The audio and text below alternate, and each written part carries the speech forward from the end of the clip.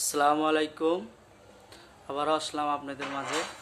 সেটা হচ্ছে নতুন যারা গার্মেন্টসের চাকরি করার জন্য আইসা টেলিং সেন্টারে কাজ শিখা গেটে গেটে যান বা বলেন যে আমরা অফাটারের কাজ জানি, পরে আপনাদেরকে ভিতরে নেওয়া হওয়ার পর আপনারা কি করেন, ইন্টারভিউ দিতে গেলে পারেন না।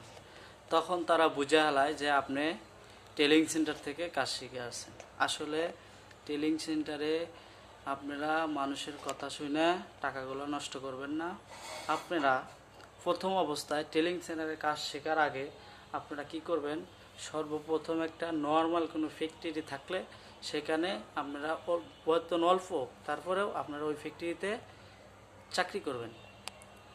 বিদায় কি হবে, 2 মাস 3 মাস 6 মাস চাকরি করলে আপনাদের একটা অভিজ্ঞতা আসবে। আর টেলিং সেন্টারে যদি আপনি 15 দিন 1 মাসে কাজ শিখে দেয়, ওটা আপনি কিচ্ছুই বুঝবেন না। ওটা জাস্ট ওরা শুধু আপনার মেশিনটা কন্ট্রোল করাই বলে কি আপনি কাজ পারেন।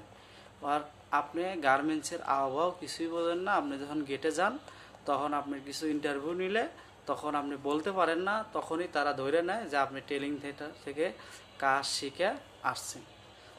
তাই আপনারা টাকা আজে বাজে জায়গায় খরচ না করে আপনারা আগে নর্মাল একটা ফ্যাক্টরিতে হেল্পার হিসেবে জয়েন করবেন। ওই জায়গায় কোন ফেব্রিক কিভাবে কাজ করে, কি কি প্রসেস, এগুলো শিখবেন। অবশ্যই আপনাদের একটা ধারণা আসবে, তখন আপনার কী হবে, ইন্টারভিউ দিতে সুবিধা হবে।